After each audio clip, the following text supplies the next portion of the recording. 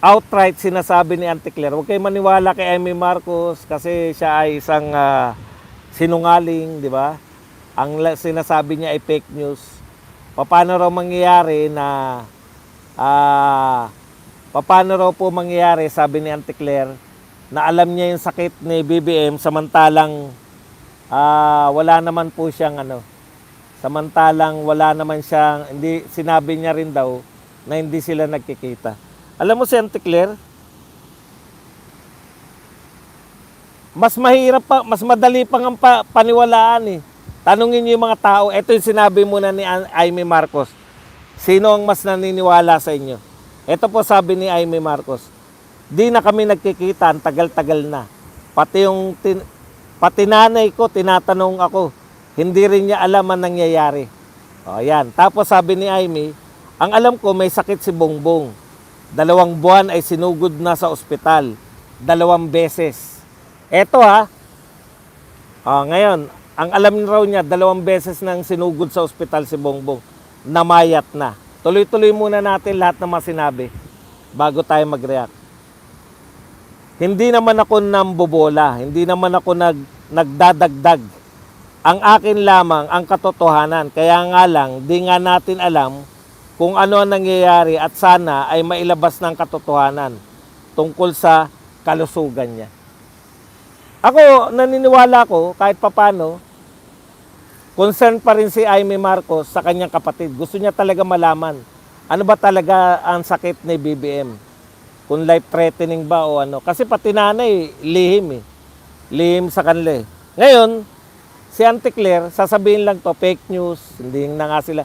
Alam mo, Auntie Claire, senador yan at kapatid yan. Sa tingin mo ba walang nagsasabi dyan ng mga nangyayari na na-ospital si BBM? Na-ospital?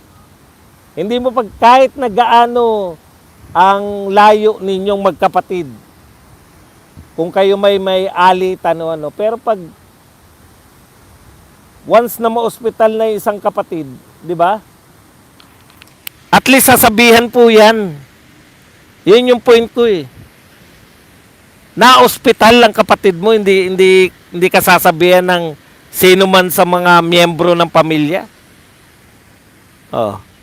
Ikalawa, anong paniniwalaan namin, Auntie Claire, na walang sakit si BBM, na hindi siya na-ospital?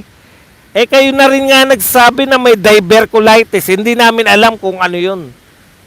Kung yan ba life-threatening o ano paman. Ang problema namin sa inyo, Auntie Claire, at saka kay BBM,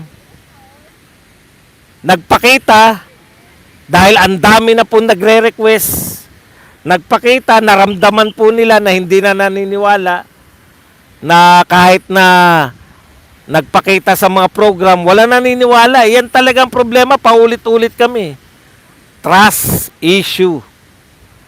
Maraming hindi po naniniwala na sa sinasabi ni BBM. Katunayan, kabaliktaran pa eh. Kunwari, may in-announce. Katunayan, yung kabaliktaran yung pinaniniwalaan namin eh. Di ba? Okay. Ngayon, ano po ang naging reaction nyo nung nag-jumping jack at tumakbo si BBM na nakabarong? Tanong po, sa tingin nyo ba gawain po yan ng isang matinong leader? Alam nyo po, ang isang matinong leader, kung napakaraming question na at talaga namang namayat, naalala ko po si Tatay Digong, no? In fairness po kay Tatay Digong. May time po na tatlong araw na hindi nagpakita si Tatay Digong. Ang dami rin balita nun. Ang dami rin balita. Ito real talk tayo Yung diferensya ng isang pinagkakatiwalaang leader at isang leader na wala ng trust sa kanya ang mga tao. Okay. Si Tatay Digong, tandang-tanda ko to kasi vlogger, alam mo naman tayong mga vlogger eh. Pati kami naguguluhan, nasan si Tatay Digong? Tapos nagpapakita sila, ay, may lumipad mula Davao na helicopter, medical helicopter, kung ano man ang tawag doon. isinugod emergency.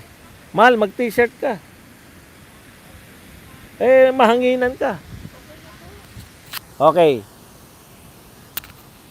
May helicopter daw na pang-medic na galing Davao lumipad papunta na Singapore. 'Di ba?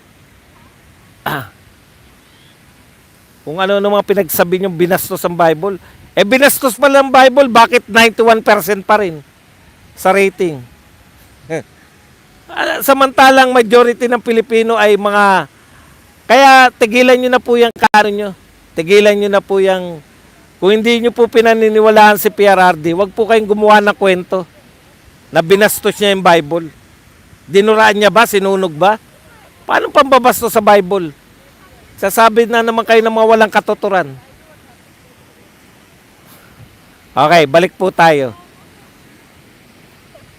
91%, 'di ba? 90%, ganun po yung rating ni Tatay Digong. May trust po sa kanya yung mga tao. After po nun, ng tagpo na yun na 3 araw na hindi nagpakita, biglang lumabas sa kanyang talk to the people. Sa talk to the people ni Tatay Digong, sinabi niya, nagtago talaga ako para mambuisit. Dito lang ako pa-motor-motor. Patay kagad yung issue. Bakit? Once nasabihin na ni Tatay Digong, naniniwala na yung mga Pilipino. Yun po ang sinasabi nating may trust sa Pangulo. Hindi po nagtagal yung issue na yun. Ngayon, ito po, mas lalong pinatototohanan ni BBM na siya ay buhay na buhay. Mas lalong naniniwala yung mga tao na AI. Ako, for the first time, no, nakita ko po na nag-jumping jack. Ano ba to? AI ba to? Kasi hindi mo gawain ng isang matinong presidente yun eh. Magja-jumping jack ng 3 beses tapos hiningal.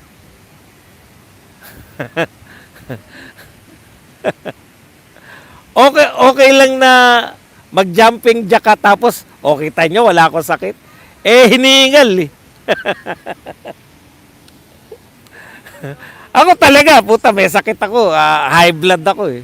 Pero hindi po ako magmamalaki na, buhay na buhay ako. Wala pong trust. Yun po ang problema, Mr. President. Wala pong nagtitiwala na sa inyo, lalo na kay Auntie Claire.